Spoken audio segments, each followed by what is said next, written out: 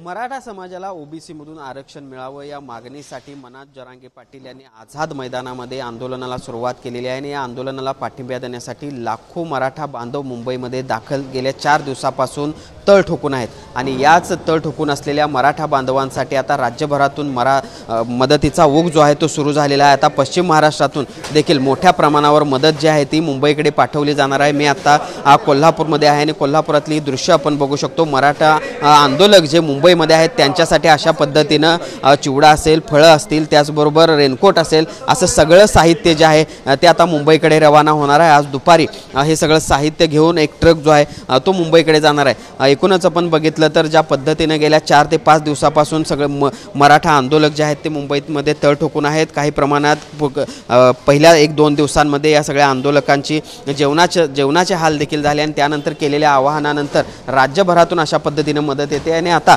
कोल्हापुरातून देखील ही मदत सगळी व्हायला सुरुवात झाली आहे। काय सांगाल, कशा पद्धतीची मदत आता कोल्हापुरातून मुंबईतील आंदोलकांसाठी? महाराष्ट्रातनं ही फक्त मराठ्यांसाठी मदत आहे असं नाही, कुठल्याही समाजाची लोक जर रस्त्यावर असतील, अडचणीत असतील तर महाराष्ट्रातला मराठा समाज सातत्यानं रस्त्यावर धावून येऊन त्याच्या मदतीला धावून जातोय।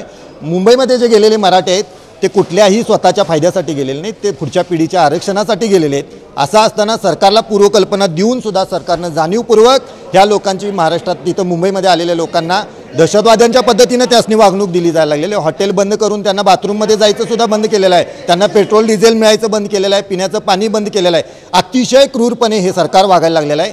ह्या सरकारला जर हिंसक कार्यक्रम असतील, ह्या कुठल्याही सत्ताधारी असेल, विरोधक असेल, तर हे मात्र ह्या लोकांना पायगड्या घालून त्यांना बोलवतात, त्यांच्यासाठी येण्या जाण्याच्या, राहण्या खाण्याच्या आणि वर आणि पाकिटातनं पैसे दिले जातात। पण हेच मराठे तुमच्या पक्षाचं कार्यकर्ते न होता ज्या वेळेला आपल्या भूमिका घेऊन आपल्या पुढच्या पिढीसाठी, आरक्षणासाठी, हक्कासाठी यायला लागलेत, तर तिथं एकही पक्ष बहादर तिथं जाऊन मदत करायला तयार नाही।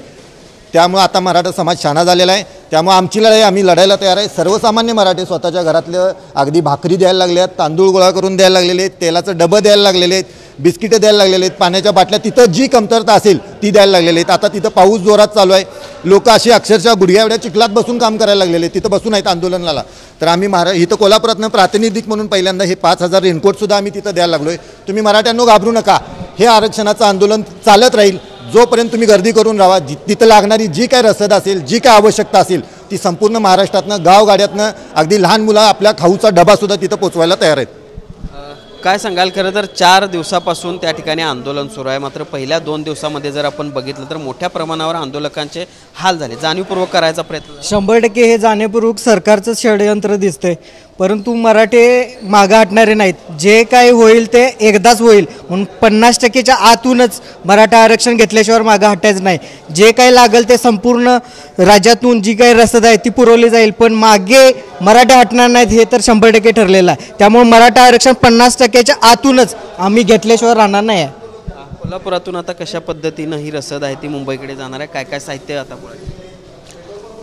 प्रथम मी जय जिजाऊ मराठा सेवा संघाचे 89 सालापासून जे आमचे संस्थापक खेडेकर साहेब आहेत त्यांची ही ओबीसी मधूनची मागणी पहिल्यापासून आहे आणि आम्हाला 50%च्या आत आणि ओबीसीमधून ह्या सरकारनं आम्हाला हे आरक्षण दिलं पाहिजे आणि केंद्र सरकारनं राज्यघटनेत बदल केला पाहिजे। आणि जे तिथं आमचे बांधव आंदोलनासाठी बसलेले आहेत त्यांना पाणी प्यायला नाही आहे, सर्व टॉयलेट, बाथरूम, वॉशरूमला सगळी कुलपं घातलेली आहेत, तर तिथं आमच्या मराठी आंदोलकांच्या हाल व्हायला लागलेत। तर आम्ही आमच्या मराठा सेवा संघ संभाजी जिजाबाईकडनं आम्ही ही सगळी रसद मदत म्हणून त्यांना आम्ही पाठवत आहे।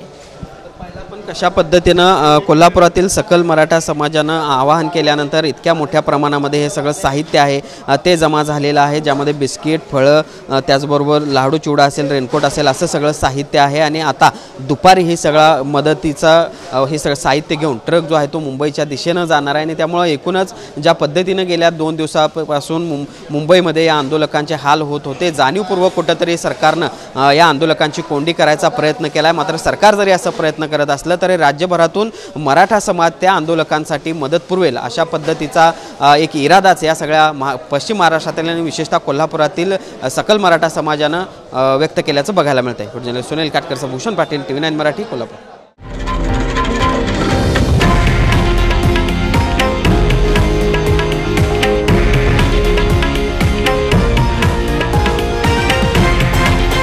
हे आहे देशातील नंबर 1 न्यूज नेटवर्क आणि आपण पाहत आहात TV9 मराठी।